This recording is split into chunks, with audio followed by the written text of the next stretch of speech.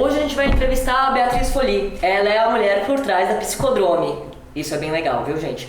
Bom, de qualquer forma, o que ela veio aqui falar com a gente? Ela veio falar sobre a experiência dela no Paris-Brest Paris, que é a prova mãe, né, do Audax, basicamente, quando as pessoas vão pra França pedalar 1.200 km seguidos sem parar, porque é bem legal, dizem.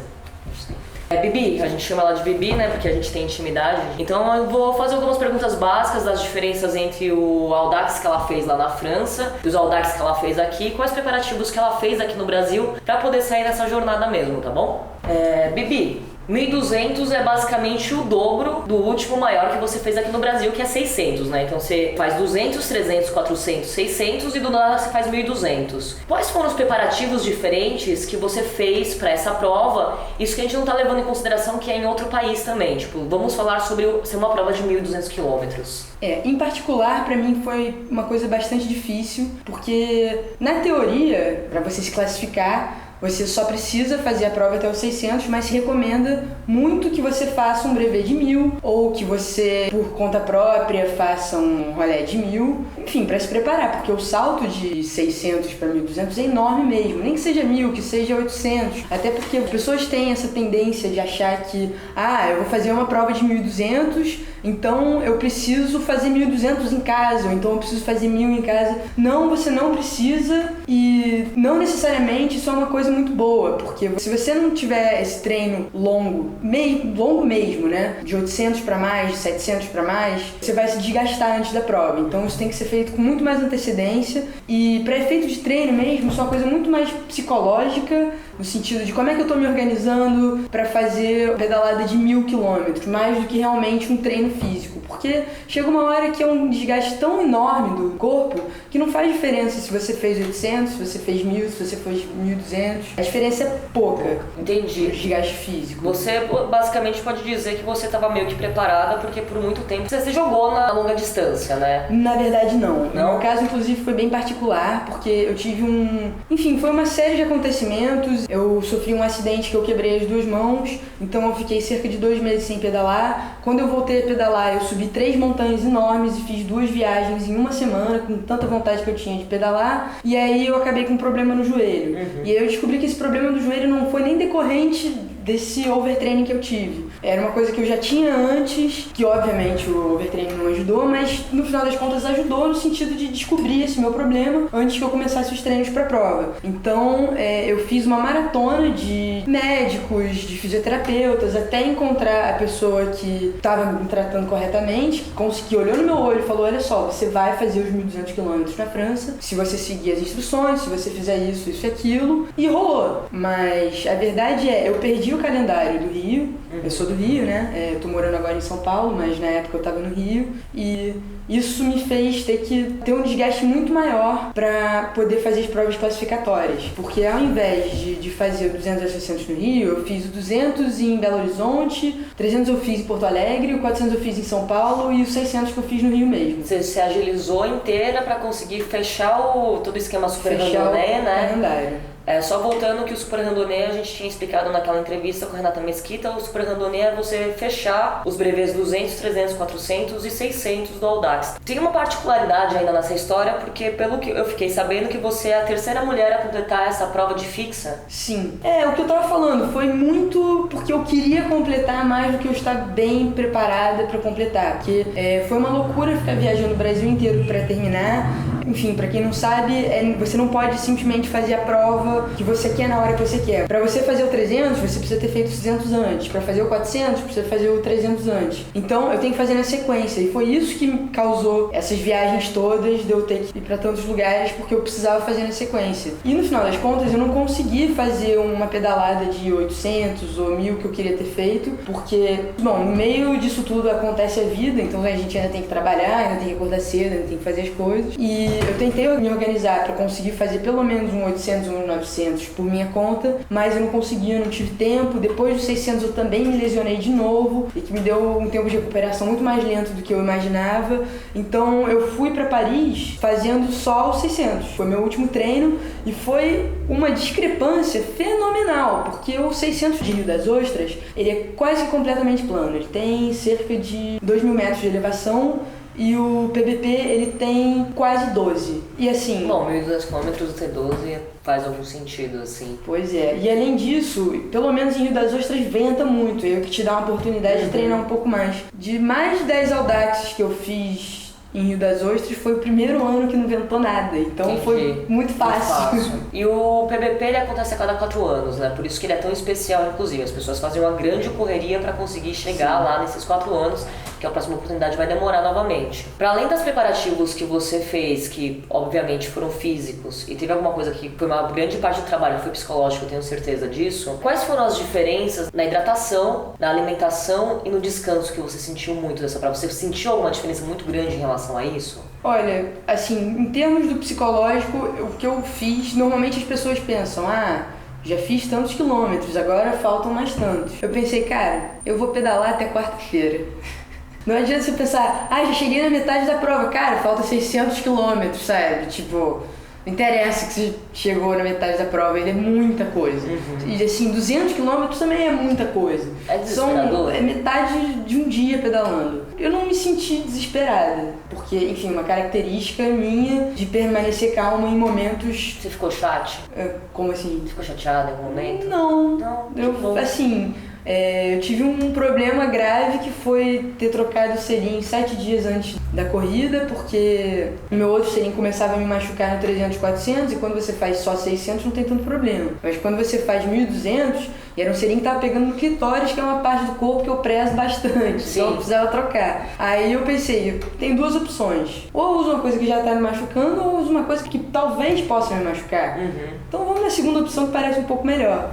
Então, a minha bunda ficou raladíssima, isso realmente aconteceu, o selim me machucou, só que eu acho que de qualquer maneira foi melhor do que ter continuado com o meu selim antigo. Eu passei cerca de 700, 800 quilômetros sentando na carne viva. Eu pensei, cara, eu viajei o Brasil inteiro, gastei uma grana, sabe? Fiquei tratando meu joelho o ano inteiro, agora eu posso ser só 2 ossinhos merilhando no selim que eu vou terminar essa porcaria. É uma prova bem psicológica mesmo, né? E levar as coisas no bom humor realmente facilita muito pra você lidar com aquilo. Entendi. Bom, vamos voltar que a gente deu uma saída do rolê da alimentação e da hidratação. O que você achou de diferente nisso tudo? Olha, uma coisa que eu tinha bastante medo que acontecesse era tomar suplementação demais.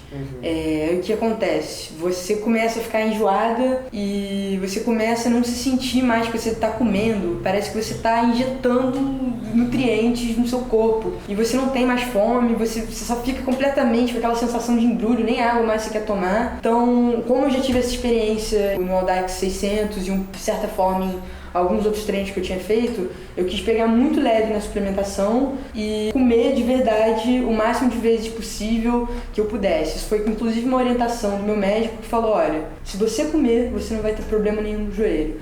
Porque se você tá com falta de nutrientes, a primeira coisa que vai dar problema é o que já tá ruim. Se o joelho tava mais ou menos, se eu não me alimentar direito, ele vai ser a primeira coisa a arrebentar. Então eu tomei muito cuidado para sempre poder comer na hora certa. E mesmo assim eu tive problema com isso, porque um dos últimos PCs, o que aconteceu foi que a acidez da minha boca ficou muito alta, eu fiquei cheia de afta na língua, eu não conseguia comer nenhuma maçã, e foi logo depois de uma perna que eu considero a perna mais difícil da prova. Era para eu ter comido um prato de macarrão desse tamanho, eu comi meia maçã e 2 iogurtes. E aí eu fiquei também bastante tempo sem comer, porque foi complicado até achar outro restaurante que estivesse fora da rota dos checkpoints, quer dizer, não fora da rota, né, mas fora dos checkpoints.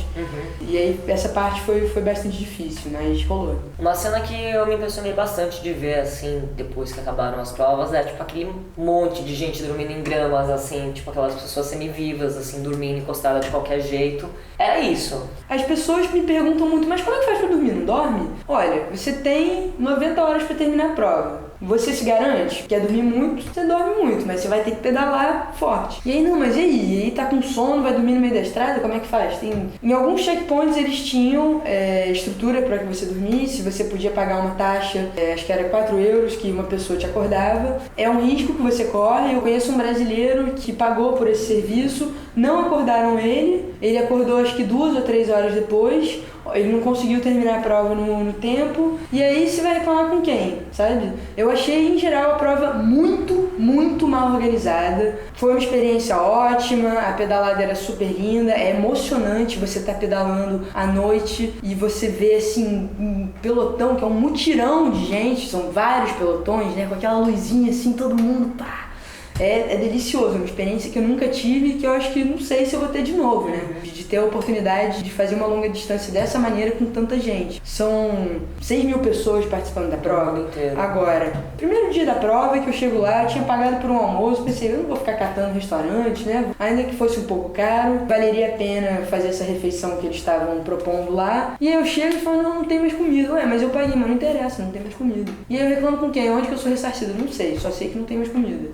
Várias derrapadas da organização aconteceram de modo que, por exemplo, eu acho que há 4 anos atrás, eu não sei se foi há 4 anos atrás ou há 8 anos atrás, foi uma edição que choveu muito, e aí você tem uma taxa de pessoas que completam a prova muito mais baixa porque as condições são muito piores. E esse que teve assim um tempo muito bom, um clima muito bom para se fazer a prova, teve uma taxa muito pior do que normalmente é, porque são pequenas coisas, ou até grandes coisas. Isso pra mim é uma grande coisa. Você não dá a última refeição do atleta antes dele sair pra pedalar 1.200 km, a pessoa tem que sair desvairada numa cidade que ela não conhece, porque a realidade é que não começa em Paris, começa em Saint-Quentin-en-Yvelines, que é uma cidade perto de Paris, onde fica o Velódromo Nacional da França. Também não tem quase nada por lá, não é fácil de você achar um restaurante.